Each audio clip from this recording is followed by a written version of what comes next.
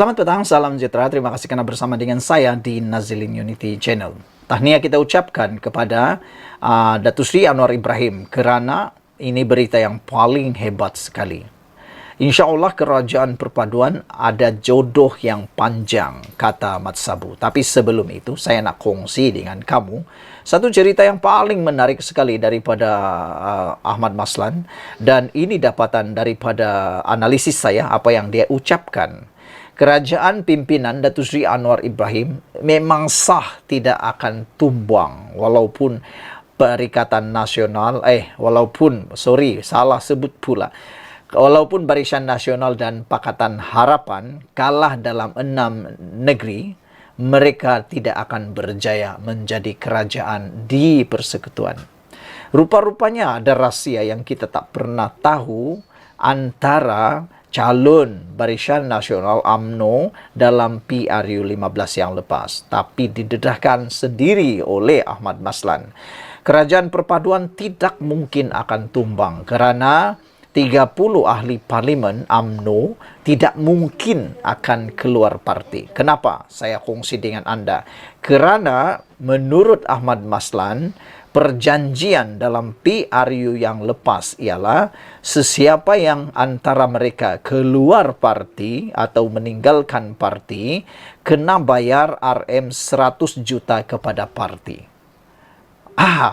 Jadi saya nak tanya kepada anda sekalian, adakah ahli parlimen yang cukup dengan tanda petik kurang siuman atau gila-gila macam itulah sanggup bayar RM 100 juta untuk lompat parti yang belum tentu dia akan menang lagi, sebab bila dia lompat parti mengikut rang undang-undang anti lompat parti, orang yang lompat parti secara otomatiknya akan dipecat daripada keahlian parlimen. Jadi dengan kata lain, kerusi itu dibubarkan dan akan ada pilihan raya kecil.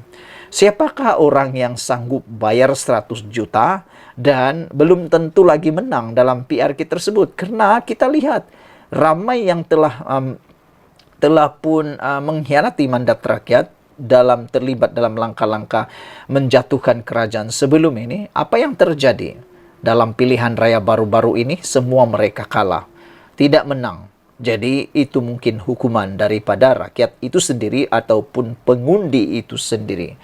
Jadi kalau sudahlah bayar 100 juta, kalah lagi, bukankah itu sesuatu perkara yang tidak boleh diterima dengan pemikiran yang waras? Dan macam yang Ahmad Maslan cakap, siapa yang sanggup keluar atau cukup kaya untuk bayar uang sebanyak 100 juta itu? Tidak ada yang sanggup buat, kata Ahmad Maslan. Tiada yang sanggup buat. Dan kalaupun ada penaja mereka, siapakah yang cukup kaya untuk membayar 100 juta mewakili mereka membayar kepada parti UMNO? Dan kita tahu ada sudah duluan dalam hal ini apabila Zuraida Kamarudin kalah dalam saman oleh PKR yang menghendaki Zuraida Kamarudin membayar saman daripada denda daripada PKR kerana telah meninggalkan lompat parti dalam langkah Sheraton, dan dia terpaksa mahkamah mengarahkan Zuraida membayar, kalau saya tak silap, 10 juta kepada PKR. Jadi dengan adanya duluan begitu, pastinya 100 juta pun akan boleh terjadi kepada ahli UMNO Barisan Nasional yang akan cuba-cuba lompat parti. Jadi itu sebab saya kata tadi, kerajaan perpaduan ini macam manapun yang terjadi tidak akan tumbang. Dan apa pendapat kamu semua? Adakah kamu setuju kalau saya kata begini, semua parti kena ambil teladan Barisan Nasional dan PKR ini, atau UMNO dan PKR ini, yaitu sebelum mencalonkan ahli parti menjadi calon dalam PRN atau PRU, mereka perlu menandatangani surat aku janji untuk satu denda kalau dia pindah atau lompat parti. Contohlah bagi denda macam UMNO ni 100 juta, kalau PKR 10 juta. Ataupun lagi bagus sekali, mungkin lebih bagus adalah memberikan 500 juta atau mungkin juga 1 bilion. Supaya mereka lebih takut dan lebih berhati-hati dan tidak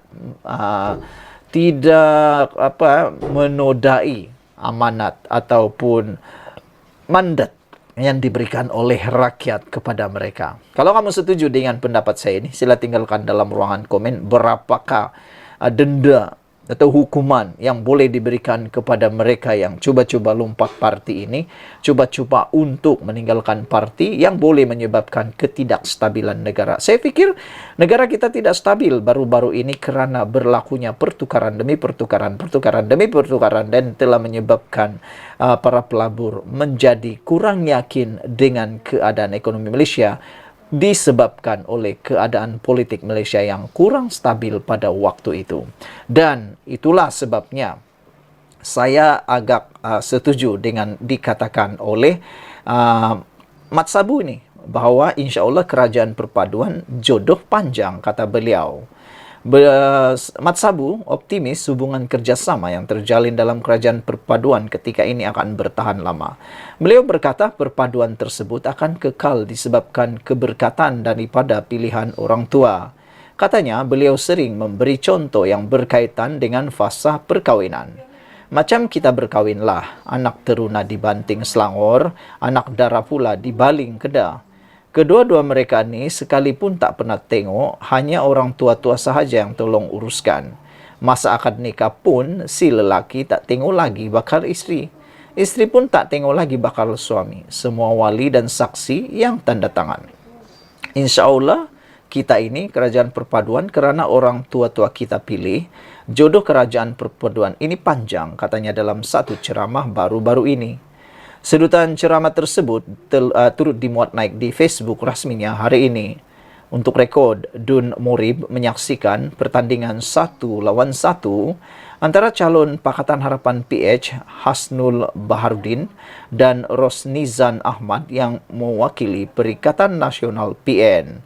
Saudara-saudara sekalian, ini memang betul-betul sesuatu yang paling kita sukailah apabila ada berita yang baik bahawa kerajaan perpaduan yang ada sekarang ini yang sedang mencanak naik, yang sedang membawa Malaysia ke arah yang lebih baik, diberitakan akan kekal lebih panjang jodohnya. Dan sebenarnya kita sebagai rakyat Malaysia, siapapun yang memerintah Malaysia, kita harus sokong, dan siapapun yang mahu membawa Malaysia ini lebih maju, lebih aman, lebih damai, itulah yang perlu kita sokong. Tak kiralah daripada mana. Dan yang lebih penting lagi, kita mahu perpaduan ini ialah perpaduan yang berpanjangan. Dan ya, seperti yang dikatakan oleh Ahmad Maslan, silap-silap BN dan PH boleh menang 6-0. Adakah itu benar? Terpulanglah pada anda. Sila tinggalkan komen anda, tekan butang subscribe. Malaysia kita punya, kita jaga sama-sama, cintai Malaysiaku. Bye-bye.